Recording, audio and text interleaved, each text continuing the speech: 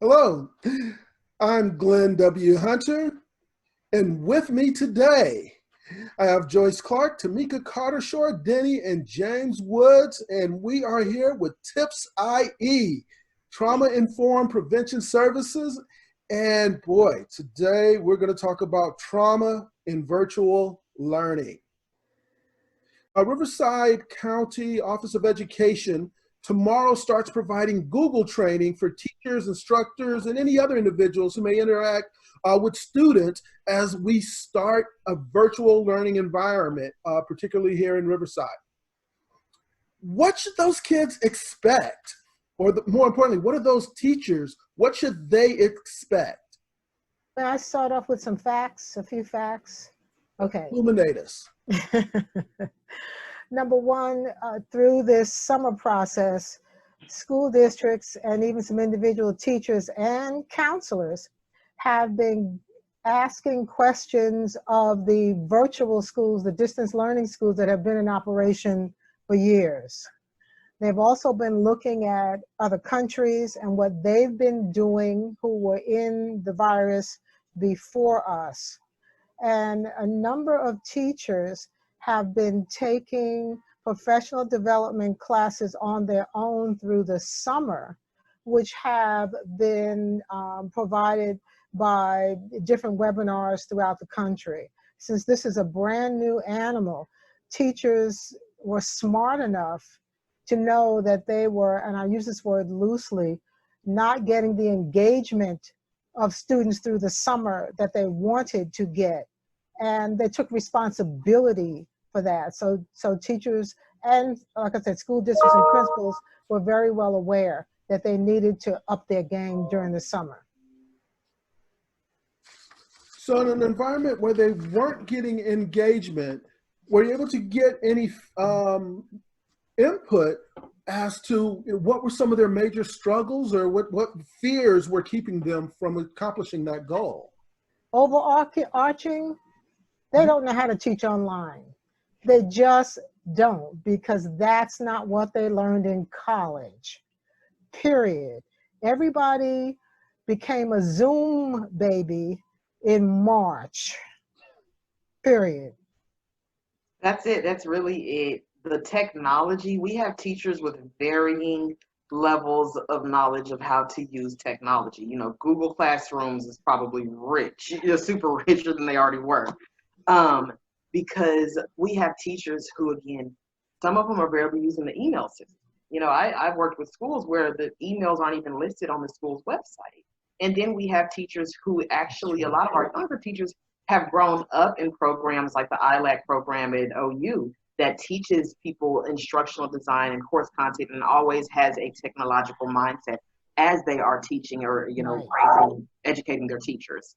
So we have all of those different levels. I know, my kiddo's teacher last year, I could tell she wasn't as technologically inclined as my kiddo's teacher this year. So that has presented some differences. I will say that when the teacher is ready and on fire with technology, it kind of gives us pause as parents, because then we have to step up our game and make sure our kids are now responsible to be able to learn on that level as well. I think we are moving. Teachers are asking these questions about how to use the technology to really work through their own anxiety and their own fears about being in a whole different environment. They're comfortable being in their home environment. They may not be comfortable letting the kids into their home environment with a screen, or even seeing the kids in their home environment. Always, me doing the teaching I've done so far, you see dad walk by the screen in the background with no shirt on, and it's like, hello, how you doing too? But teachers managing how they feel also about losing their authority within the classroom. These are adults who have become accustomed to being the kings of their castle, the queens of their castle in their classroom. Now we're moving from a monarchy to a democracy where the students can vote with clicking off their camera screen. If you're not getting my attention, if you're not engaging me, I get to leave. I get to say, oh, I got to use the bathroom. I don't have to ask for permission. I don't have to be ruled by their presence of an adult. I can do whatever I want, whenever I want to.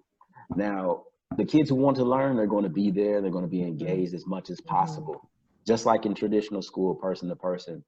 but the loss of authority, the loss of power that teachers are experiencing or assuming that they're going to experience, I think is one of the most anxiety producing things for their whole career, what they've been taught, how to manage a classroom, how to manage themselves, how to manage the behaviors of students is going to be shifted where the students are now in power and in control of their learning.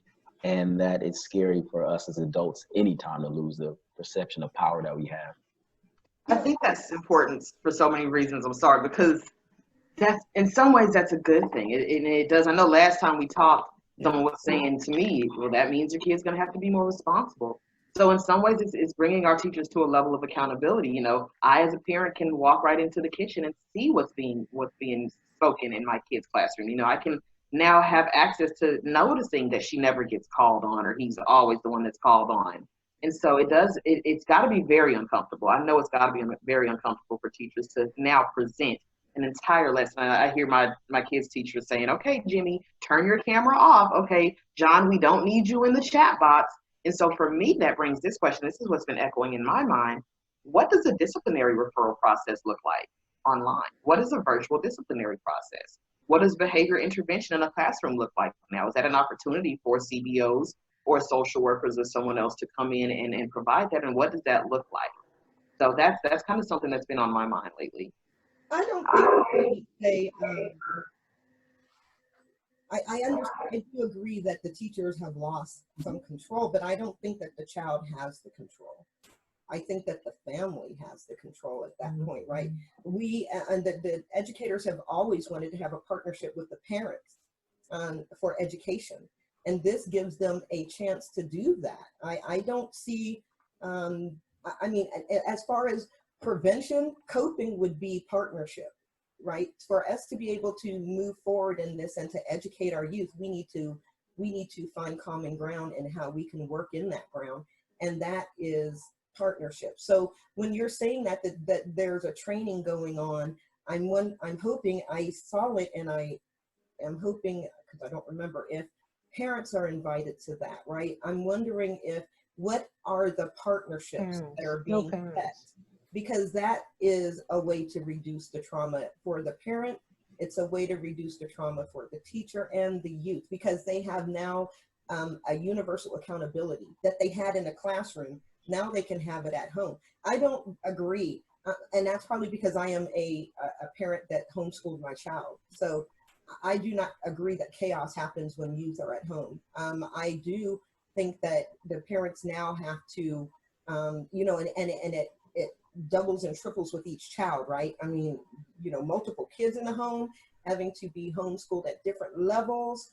You know, it takes planning, you know, it takes setting your whole house system up for that educational experience and environment to happen, so that dad's not walking by, maybe the camera, you know, the TV, the child should have a station where they are able to do their work in safety and in quiet, where dad's not going to walk by. You know, I mean, these are things that should be discussed together. The school system and the parents and the teachers, this is what they should be working. Sure. I would like to agree to disagree on the model. The homeschool model is different than the distance learning school model. James put it so succinctly. The authority rests with the child, who can just get up out of the seat and go into the next room and do whatever he's going to do, or he doesn't feel like listening. The teacher can't reach through the screen and do anything about that. Homeschool is more tactile. You're touching your child. Both of you made a commitment to homeschool. This is not a commitment we all went into on March the 10th. So I agree. It was a slam commitment, and there's a commitment from our parents, a supposed commitment, silent commitment, that we will support our youth's education. Only if. I disagree, because my experience with distance learning, homeschooling, is exactly what they're doing right now. So, but it's homeschooling at a distance. You cannot grab that kid by the collar, by the hand. And they shouldn't. You can't do any of that. Shouldn't be. So, no, I'm saying no. I'm not talking in a negative way. I'm saying you're sitting next to your child. and they're looking back and saying, oh, I don't know, so-and-so's on TV, I want to watch it. So you grab the kid's arm, you turn them around and say, Jane, pay attention. You can't do that on Zoom. And the other thing is, I listened to Tamika and the revelation came to me. Are you a parent, Tamika, in the next room working because you have to? Are you teleworking? Or are you outside the home working? Dad is home and he's never been home before. He's never raised his children to the level that you do. Or you're a single parent who had to get a caregiver to come in to make sure your kid was taken care of during this distance learning. We talked Or you're like a lot of parents who, if your kid is at least 13, they're home alone. Right. We talked about those models, I think in our last discussion of, different ways to set up schooling, so that the youth there's accountability for the youth, in those different setups. We talked about having a home or a place within the neighborhoods where there was a teacher and they had the youth there with their computer, so there was oversight.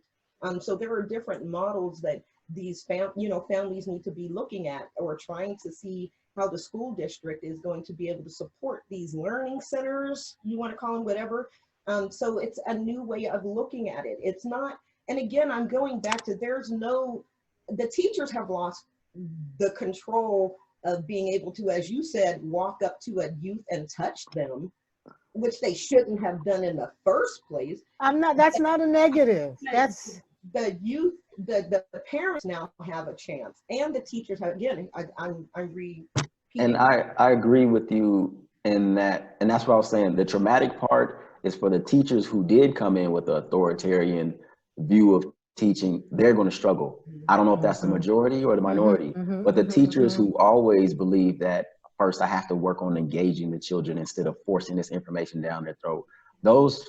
It's just a different platform. It's just a different way for them to interact. So they're trying to figure out the technology, but there are going to be a lot of teachers who come from a tradition or come from a different mindset of, you kids need to learn this information, I'm going to force it down your throat. And some administration support that old authoritarian way of teaching and educating. So now, with it being more of the students having a voice to clearly say, the authoritarian way is not going to work for me, I need you to, and it's not, and you can't blame the student like this, like education has done it before. Oh, he's not learning right, let's put him in the special classes, let's kick him out. No, he's saying that this is not the right way for him to learn. So it's going to be traumatic for those teachers to lose what they thought and what a lot of them have been trained in is the way to do it. So I feel like the cream of the crop, the teachers who are really practicing these, just humanistic, this is a person, they need to be informed on this, are going to rise. But still, we also still have the problem of those students who are going to be home alone, and the parents who are not going to be engaged because they're scared of going back to whatever traumas they have from those old authoritarian teachers. Authoritarian teachers are going to come up, and being in a space, they might not have a space where a child can have his own thing. So it's going to be a whole lot of different invasive issues and triggers of parents past, triggers of teachers past, triggers of how teachers are engaging today. So beyond just the technology piece, because whether it's a letter, a pigeon, a cell phone, an email, we need to connect. But the people who find the ways to properly connect and express themselves, those are going to be the people who continue to do it. The other people who are there for a check, they're going to struggle. COVID has shown the light on so many issues and so many of our systems in America. It has just shine light. And so as we talk about this, right, we talk about parents. That's who I think I'm here for, right? I love teachers. I love kids. Parents, I'm a parent. So that's what I want to see. And Joyce, maybe I saw that our governor wants there to be the same amount of academic rigor that there was prior to COVID. For me as a parent and what I'm experiencing now with my kiddo being in school, it's like that works for a kid who was already on level. That works for a kid who loves to learn. But what does that do for your kids who are a little bit disengaged or have teachers who have, again, that authoritarian and don't make that connect, or they don't make learning fun? And so what I'm seeing is that there's going to need to be a lot of time to support parents. Again, they're doing Google Classrooms for teachers. I could have used that as a parent, you know? And so is the money that's being, I thought I saw like $5.6 billion or $1 million being set aside for equity. And so is that what that's for? Are there going to be some, you know, some support groups for parents? You know, is there going to be some funding or something for parents who need that extra help, who are maybe working from home like myself? And I'm now keeping my schedule and my daughter's schedule. And so that is difficult. And I think that if we go to the mindset of, okay, everybody's got a parent at home ready and capable, right? Because I don't know the stats, but how many of our parents in the IE are literate at the level that their child is? So I think we can easily say, oh, well, you shoulda, but shoulda doesn't save our children, and shoulda doesn't help our kids. And I hate when we have this mindset about parents. Well, it's your fault, and so your kid's just going to have to suffer. Kids don't choose their parents, and so we have to make sure that in the system that we're setting up, we're taking care of parents and we're taking care of kids as well. I think that you brought up a question about the trauma of teachers, and I think that is a very, very important question. I think that I've seen it. I hear it in my daughter's teacher's voice. Like, this is hard. For a lot of our early elementary age kiddo or parents or teachers, I mean, that was heartbreaking to not be able to hug their students anymore. That is absolutely heartbreaking to not have that nonverbal feedback. So, you know, even Joyce, you talked about, you know, the teacher who always kind of guides, right? You know, maybe not pinch or anything, but the guides, right? Just naturally guides the kids to the lunch line and all that. They don't have that. I mean, I can hear my kiddos' teachers saying, hey, I need you to turn your camera on. I need to see if you're paying attention. I need to see the thumbs up, which is some of the things they should have been doing in class anyway. So again, those teachers who have been doing that, who have been doing the thumbs up, who have doing they're going to go into this a little more readily. And the parents of those children will be able to communicate and kind of get somewhere with those teachers and with their kids. But we are going to see a huge gap in the learning of young people who have teachers who do not have that, and those who do not have at least one parent at home who can support distance learning. So I want to make the last couple of comments on that, because obviously we've talked about how students have trauma, and we've followed up with the teacher trauma, but oh my goodness, they're still coexisting. Who has the biggest adjustment? We are all on the job learning, the teacher and the student. Nobody has any answers, not even parents. I'm going back to Tamika to answer your question. The $44.9 billion for K through college that the governor has put in the budget has been approved. Schools and districts do with that what they need to do with it. That's separate money from what the federal government sent down to retrofit, to modify classrooms, hand sanitizer, masks, shields, whatever.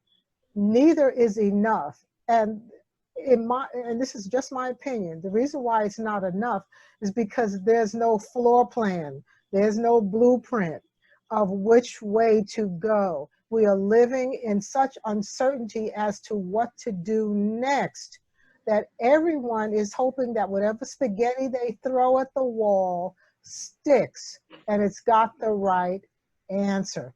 Rigor, and I'll wind up with this, with rigor, it wasn't the Governor Newsom. He's echoing what the superintendent of schools and the districts have decided, that they've lost so much these last 3 months that they have to apply rigor.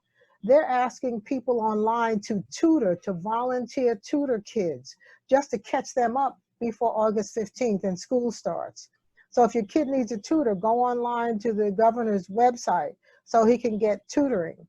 Find a tutoring place near him. And rigor is really going to be a process and not an instant solution.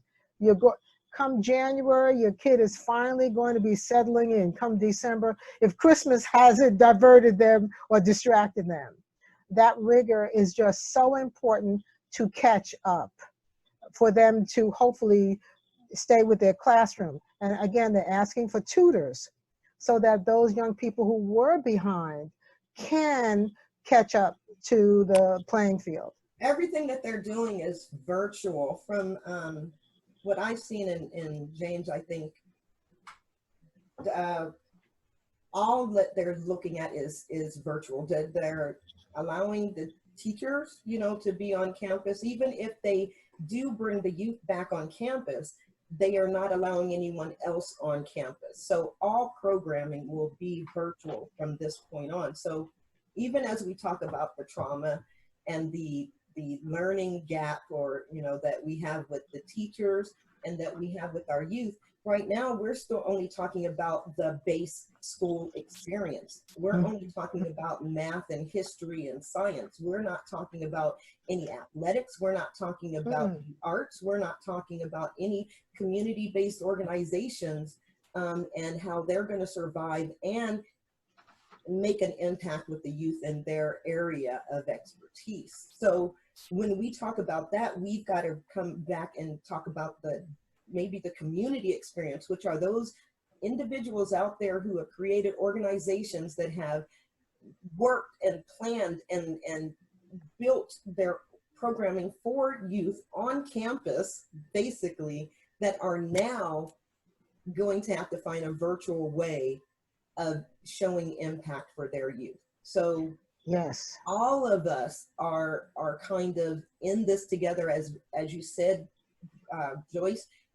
We're all learning at the same time how to do this. But I think that one thing that we should look at is that this is such an opportunity for all of us to move into a whole nother learning experience and environment. And that as we're looking at these challenges, that we look at them as, how do we make it better?